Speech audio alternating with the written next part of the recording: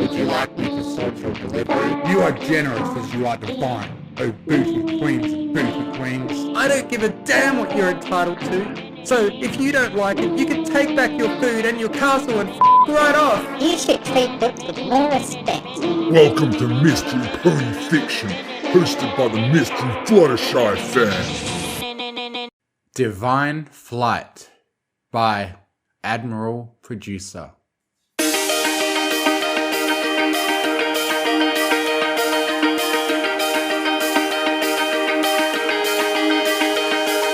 Equestria was now brighter than ever. To say that the first inclusive Maritime Bay Day was a success would be an understatement. Pipp Petals and Posy had finished the new Maritime Bay Day song to a standing ovation by the large crowd that had gathered, with it becoming the talk of the town just days later. The main five had saved the day and stopped magic from disappearing. Earth ponies had also gotten their own magic as well, thanks to the event. It was a pretty special day. Not only strengthened the bond between the new protectors of Equestria, but brought the three pony tribes closer than they ever had been before. Even Zipp couldn't believe that they had made it out alright. For all her investigating of the magic fluctuations, nothing could prepare her for the near disaster the crystal's malfunctioning caused. At least now she knew that they were powered by positive energy from the ponies. But that still didn't explain how they were created to begin with, and how they got separated. Needless to say, Zipp had her work cut out for her, trying to find answers to all the questions she had posed to her friends following the big event. Luckily, she was able to convince her mum, Queen Haven, to allow her to stay in Maritime Bay. She knew that eventually she would have to give the good life up with her friends and return to her responsibilities in Zephyr Heights, but the longer she was able to put that off the better. Unlike her sister Pipp, who relished and craved the attention given to her on a daily basis, Zipp wanted nothing to do with it. She was always fine being a loner, being the only pony in the whole royal family not content with lying to the Pegasi about their flight. In the end though, she was happy to meet her friends and live with them. Getting away from the palace had given her the opportunity to further explore who she was as a pony and what she wanted to do with her life. In her mind, she wasn't princess material. She was a detective, trying to solve the realm's greatest mysteries. But something from that fateful day that she met her friends was still haunting her to this day. Something she had done that would never leave her. Something that still ate away at her very being. She had exposed Pipp at her concert, back when the heist for the Pegasus Crystal commenced. She and Pipp didn't talk about it much. When they did, it was always a playful jab at one or the other. Most of it stemmed from the fact that it wasn't that hard to get Pipp's fans back. Once they had seen that she was now a national hero, they all came flocking back to her, happy to be her pipsqueaks again and eat up everything she livestreamed to them. Yet Zipp couldn't shake the fact that the incident was never fully resolved. They rarely talked about it, yes, but the fact was that she had cost her sister everything she had held dear, all due to a reckless heist. She knew deep down in her conscience that she would never be able to rest until she gave her sister a proper apology. And that was exactly what she was going to do.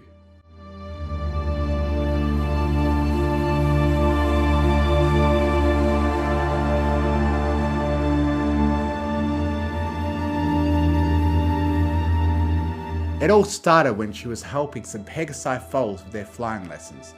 After returning the fillies to their mother, she communicated with Pipp through the special walkie-talkies they had and told her to meet her by the Crystal Bright House in order for her to share a very important discovery. Pipp agreed and Zipp was on her way. When she arrived, Pipp was already there, taking selfies with her phone. When she saw Zipp, she brightened. "Zipp, there you are! This better not be another false alarm, because you've been doing this quite a lot this past week. Posy and I were practicing some additional lyrics for next year." "It's not," Zipp said. Pip, do you remember your concert back when magic was still gone? When it was revealed we couldn't fly? Pip cocked her head in confusion. You're bringing that up, Zipp? It's over now. Magic is back and everything's fine now. You're just being paranoid. I got something that'll help. She opened her mouth to sing a reprise of Everything's Gonna Be Okay. So put your hooves up high, 'cause we're feeling alright. Every day is awesome in a maritime day. So put your hooves up, everything is gonna be okay. Fortunately, Zipp managed to stop her right on time. Pip, please, can we just have a serious discussion about this? You've been avoiding it whenever I try to bring it up. Does it really not bother you at all anymore? Pip sighed. Zipp, why are you bringing this up now? Did something happen? The fact that I ruined your life and just brushed it under the rug happened, Zipp shouted, letting all the emotion come out. I should have been more careful. I shouldn't have just left you hanging there in the spotlight for every pony to see. What kind of sister does that make me? Pip nodded slowly. I see where you're coming from. To be honest, I did feel hurt when I confronted you and you just laughed it off like it was nothing. But in the end, I think it was a good wake-up call for both of us. But more specifically, me. Really? Zipp asked her. Yeah, Pip told her. I was practically taking advantage of the high-class life. Losing it all was a big wake-up call that, yeah, I'm no better than any pony else in Zephyr Heights. I guess I started using social media to compensate for the fact that I'll never be you, Zipp. I don't understand. Zipp was caught off guard by that last sentence.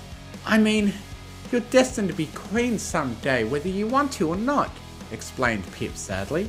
You always have Mum's undivided attention because you're the one every pony's going to be looking up to. You don't care for all that attention, but I crave it, Zipp.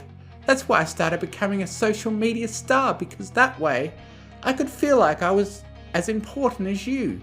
Being surrounded by so many followers, I actually felt like it was worth something. Losing all that, it hurt, but I needed it. I let my quest for fame make me so cold and condescending towards you. I knew you didn't want to be in on the lie and I just ignored your feelings. I'm sorry about that, Zipp. Zipp let out a slight chuckle. I guess I'm not the only one wanting to apologise for something I did in my past. Zipp smiled through gathering tears. No, you aren't. What made you remember that incident? I've been keeping it bottled up inside me for such a long time, Zipp spoke. I mean, every time we brought it up, it was always as a joke. I never really got to tell you how sorry I was for ruining the one thing that mattered the most to you, even if it was just temporary. And now that I know you started doing social media to feel like you're worth something, I feel even worse. Nothing is worth making my little sister feel worthless. Not even all the magic and friendships in the world. Thanks, Pip thanked her. And it looks like I still haven't learnt my lesson. I didn't believe you about the magic glitching, and for that, Sunny almost died trying to save Posy. If it wasn't for her alicorn thing, she would have actually perished in that pit. I'm a pretty poor excuse for a friend. Zipp shook her head. No, you aren't. Don't ever say that. You made a mistake. So did I. Every pony, no matter who they are, royalty or no, makes mistakes.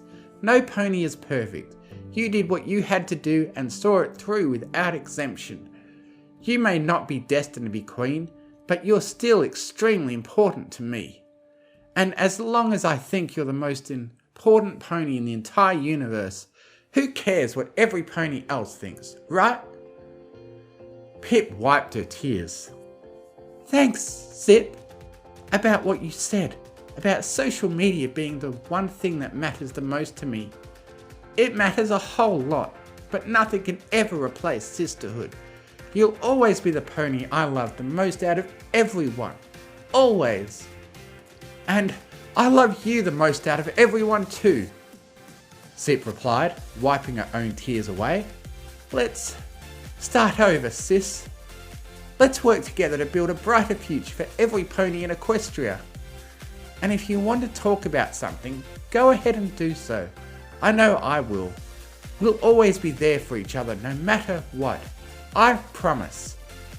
And I promise to always listen to you from now on if you think there's a problem. Pipp promised her. You're the investigator in this town. Zipp reached out with a right hoof. We'll do our part. Pipp reached out with her right hoof and touched it to Zipp's in an act of forging an unbreakable promise. Hoof to heart. With that, a new promise was made. It was a promise of empathy, a promise of solidarity, but most importantly of all, a promise of family.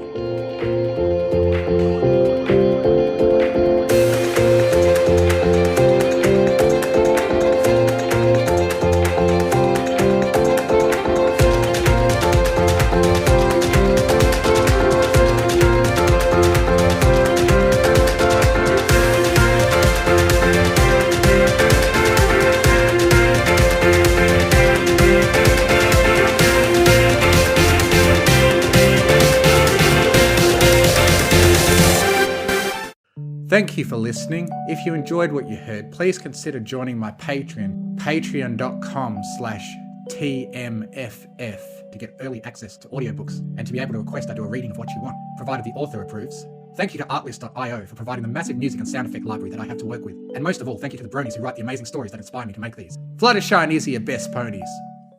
I now have a Discord server where you can join in and chat with other fanfiction fans. If you enjoy what I do, you can donate to me on Ko-Fi, links in the description.